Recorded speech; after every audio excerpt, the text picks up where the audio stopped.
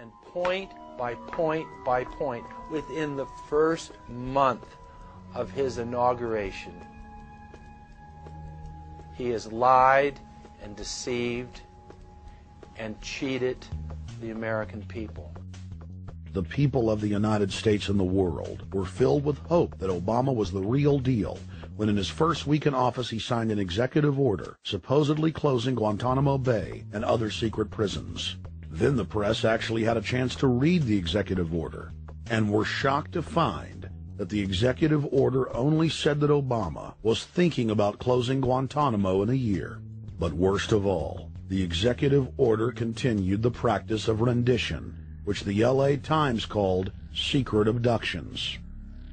They don't know. They think that he's signed off immediately on closing Guantanamo, but he's allowing prisoners now to be taken to foreign countries and not knowing where they're sending them and to be tortured in foreign countries. They don't know that they kept that provision in there. Obama is now continuing the practice of secret arrest, secret prisons, and most importantly, indefinite detention without trial. When a British High Court said that it was preparing to release secret British and U.S. torture orders that prove that the Bush administration was ordering personnel to systematically abuse detainees, Barack Obama threatened to cut off all U.S. intelligence ties to England. To add insult to injury, he stated that the program was important to national security, not only endorsing Bush's crimes, but continuing them. Obama voted for a reinstatement of the Patriot Act. And by his early deeds already, again, as we saw with the issues of retention, he's willing to send people that have been charged with nothing to be tortured to so-called get the truth out of them. If the makers of this film attempted to cover all of Obama's lies, this documentary would never be released because there are new ones every day. So in the interest of time, we're going to cover one more big one. Barack and his handlers made the cornerstone of his campaign, keeping lobbyists and donors out of his administration. Within hours of being elected, Obama did a 180 and filled the White House and federal government with lobbyists and donors at all levels. Obama picked William Lynn, the top lobbyist for Raytheon, to fill the number 2 position at the Department of Defense. Timothy Geithner, former president of the private Federal Reserve Bank of New York, was picked by Obama to be Secretary of the Treasury. Geithner promptly crammed the Treasury Department full of lobbyists, like his Chief of Staff, Mark Patterson, formerly the top lobbyist at Goldman Sachs. Obama appointed top lobbyist to the Saudi royal family, George Mitchell, as the lead Middle Eastern envoy. Obama appointed the king of Wall Street lobbyists, Leon Panetta, to head up the CIA. Obama tapped Tom Daschle, top lobbyist for healthcare firms, to run the Department of Health and Human Services, and the list goes on and on. Then, 3 weeks into his administration, Obama launched a new lie, more outrageous than the previous.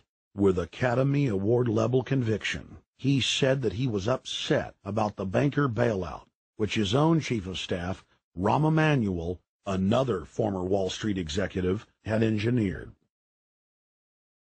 Obama said that he had signed an executive order capping the CEO salaries of those who had taken the bailout money. There was just 2 problems. All the major banks and brokerage firms were exempt, and the new order only dealt with any future bailouts. And those were to be on the honor system. What gets people upset, and rightfully so, are executives being rewarded for failure.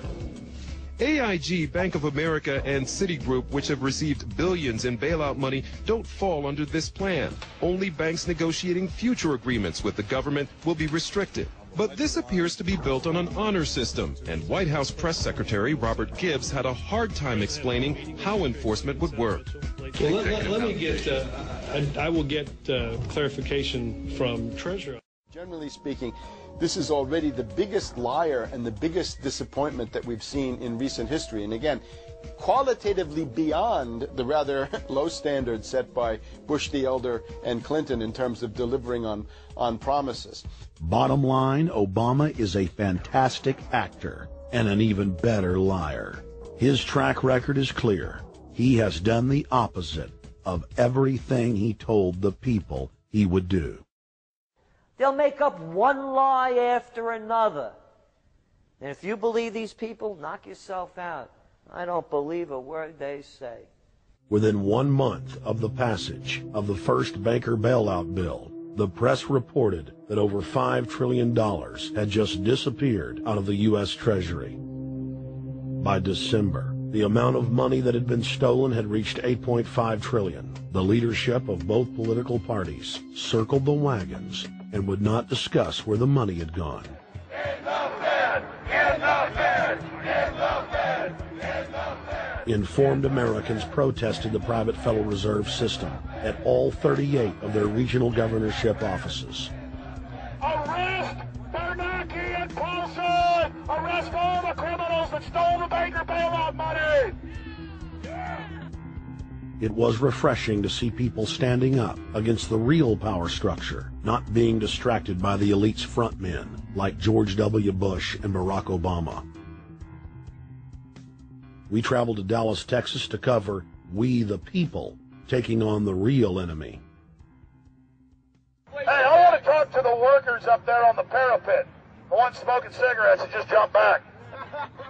You're with the American people, we know that, but understand, ask the workers inside. You're not in a federal government building. You're in a private Federal Reserve that uses that name as a fraud. That'd be like if my first name was Federal Reserve Jones. I'm still not the federal government. I'm not a federal agency. But if I said my name was Federal Reserve, I could go out and pay off politicians and get them to allow me to get into power so I could issue the currency and credit, and then I could buy up the world.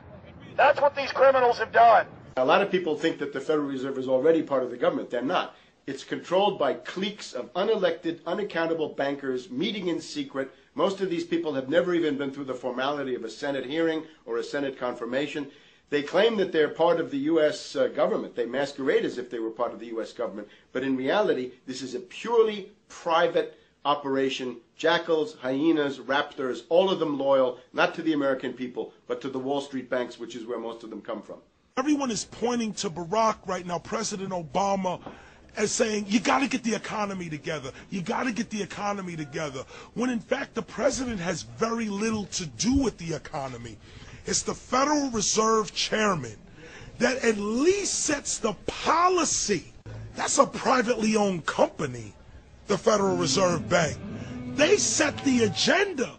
These guys are masquerading as a federal institution. They are a private banking consortium, and this is their front, their holding company. The Federal Reserve is not federal. It's a front for a private banking cartel. That's on record in congressional testimony, and they're the ones orchestrating the economic collapse we're seeing right now, so that's why we're here.